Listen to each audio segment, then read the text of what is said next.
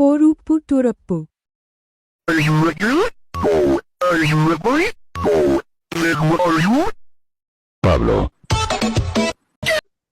So வணக்கம் நண்பர்களை. அதாவது நாங்கள் ஒரு 4 அன்எம்ப்ளாய்ட் ஃப்ரெண்ட்ஸ்.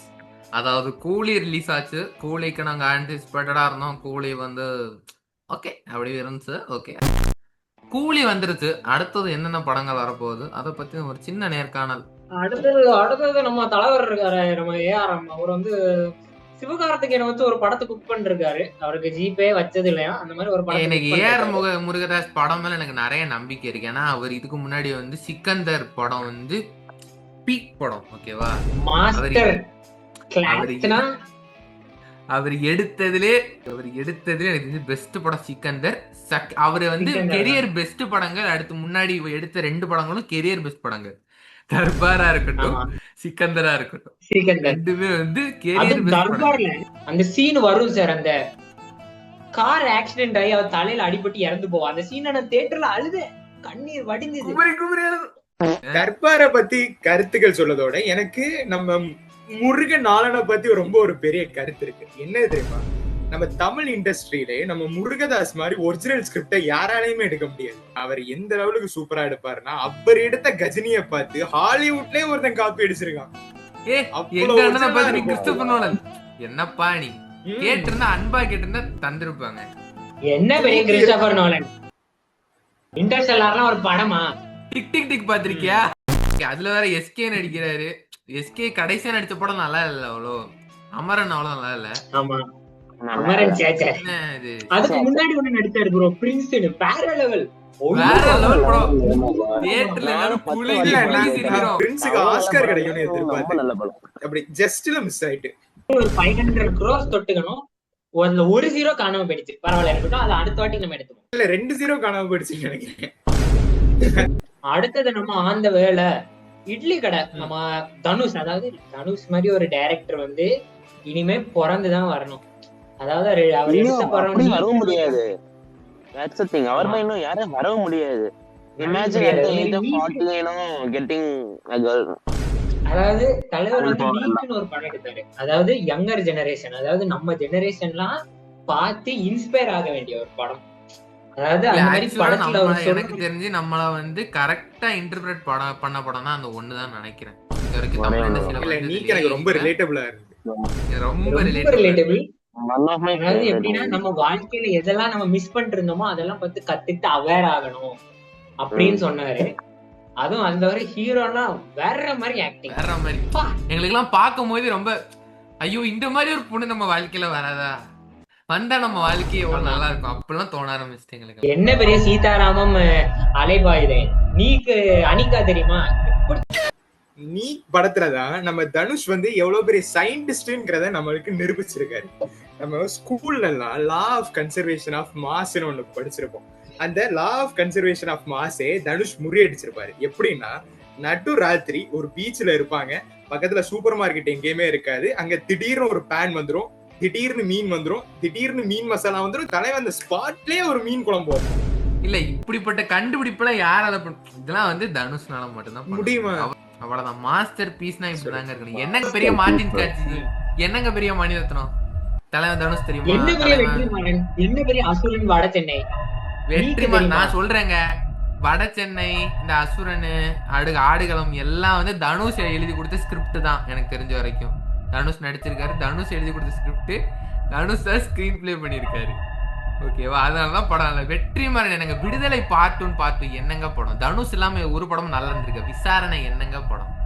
நம்ம வாட்டர் மிலன் ஸ்டார் விட்டு இருந்தா கூட அத்தை கட்டி தினேஷோட சூப்பரா நடிச்சிருப்பாரு.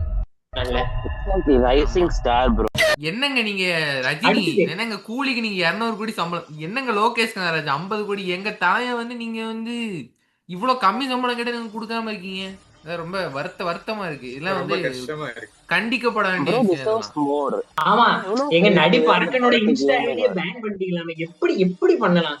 அதாவது ஒரு ஆளோட வளர்ச்சி பிடிக்கலன்னா இப்படி தடுக்காதீங்க, திடீர்னு அடிக்காதீங்க. சரியா, வளர்ச்சி லியானோட டிகாப்ரியோக்கு கடுப்பாயி அவருதான் இந்த சதி செயலை செஞ்சு இன்ஸ்டாகிராம் அக்கௌண்ட பிளாக் பண்ணிருக்காருன்னு நினைக்கிறேன். ஏன்னா இதுக்கு மேல என் தலைவன் வளர்ந்துட்டாங்கன்னா ஆஸ்கார் என் தலைவனுக்கு தான் காம்படிஷன் ஆயிரும். அதுக்கு வேண்டிதான் பிளான் போட்டு பிளாக் பண்ணிருக்காங்க. ஓகே, அடுத்த அந்த லிஸ்ட்ல அடுத்து என்ன படம் வருதுன்னா லவ் இன்சூரன்ஸ் கம்பெனி. அதாவது நம்ம இத பத்தி சொல்லவே தேவையில்ல. என்னங்க என்ன நானும் ரவுடி தான் படம் பாத்திருக்கீங்களா? அதெல்லாம் ஒரு படமா? விஜய் சேதுபதி எல்லாம் ஒரு ஹீரோவா? பிரதீப் ரங்கநாதன் தெரியுமா? பிரதீப் ரங்கநாதன் தெரியுமா? அவர் டிராகன்ல என்னமா பெர்ஃபார்ம் பண்ணாரு. அந்த தம் எடுத்து இப்படி வச்சு அடிச்சாருன்னு வச்சுக்கோங்க, இளைஞர் ரத்தம் எல்லாம் கொதிக்குது சார். இளைஞர் துடிக்குது. 2K கிட்ஸ் நாங்களாம் யாருடா ஃபேன் நினைச்சீங்க நீங்க? நாங்களாம் பிரதீப் ரங்கநாதன் ஆளுங்க. அவனை பிரதீப் ரங்கநாதன் பச்சை குத்திருக்க பாக்குறியா? எல்லை கேக்கு ரொம்ப ஹைப்பா இருக்கும். இன்னொன்னு விக்னேஷ் சிவன் டைரக்ஷன்ல வந்து பறத்திக்கிட்டு இருக்காரு. அவர் வந்து எப்படி வந்து இதுக்கு ஒரு குடுக்க போறாரு, நாங்க ரொம்ப ஹைப்பா இருக்கும். அதாவது லவ்னா விக்னேஷ் சிவன் தான், காதல் படம் என்றால் விக்னேஷ் சிவன். தலைவன் கொடுக்குற இன்டர்வியூ இருக்கே, தலைவன் வந்து படமே எடுக்கலனாலும் அவ்வளவு சூப்பரா இன்டர்வியூ கொடுப்பான். அந்த வருஷத்துல படமே எடுக்கலனா அந்த வருஷம் ரவுண்ட் டேபிள்ல தலைவன் இருப்பான். ஏன்னா தலைவன் முக்கியமான ஆள். she is not a human. I mean மாஸ்ல இருந்து இறங்கி வந்த ஒரு தேவதை. அவங்க நம்மளுக்காக நடிக்கிறதுக்கே நம்ம புண்ணியம் பண்ணி வச்சிருக்கணும். புரியுதா? நம்ம கூட நம்ம பாக்குற படத்தை அவங்க நடிக்கிறது நீங்க புரிஞ்சுக்காம எங்க தலைவி உலகத்துல இது பண்ணுவீங்களா? இல்ல புரியல. எங்க தலைவியோட ஆக்டிங் பொட்டன்ஷியலை பத்தி உங்களுக்கு தெரியாது. தர்பார் எங்க ஏற்கனவே சொன்ன மாதிரி எங்க தர்பார் வந்து ஒரு காவியம், அதுல நடிச்சு எவ்வளவு சூப்பர் கேரக்டர் தெரியுமா? கேரக்டர் அந்த மாதிரி கேரக்டர் எல்லாம் பண்ணவங்களே நீங்க வந்து இப்படி அசால்ட்டா கலாய்க்கிறீங்க. இல்ல அமரன் சாய் பல்லவிக்கு தர்பார் நயன்தாரா தான் இன்ஸ்பிரேஷன் நான் கேள்விப்பட்டேன். அமரன் சாய் பல்லவி தூக்கி குப்பையில இல்ல ட்ரை பண்ணி அந்த பொண்ணுக்கு மொக்கே ஆயிட்டுடா. அந்த பொண்ணு இந்த இதை வச்சுதான் இன்ஸ்பிரேஷன் எடுக்கணும்னு நினைச்சேன். அதாவது அடுத்தது என்ன வரப்போகுதுன்னா கருப்பு. என்னங்க பெரிய அனிருத், என்னங்க பெரிய ஏஆர் ரஹ்மான், எங்க பெரிய இளையராஜா, சாயபேங்கர் இல்ல சாயபேங்கர் போட்ட மியூசிக் இந்த படத்துல உண்மையிலே மொக்கையா தான் இருக்கு. உண்மையை சொல்றேன், மொக்கையா இருக்கு. ரொம்ப நெப்போட்டிசம்.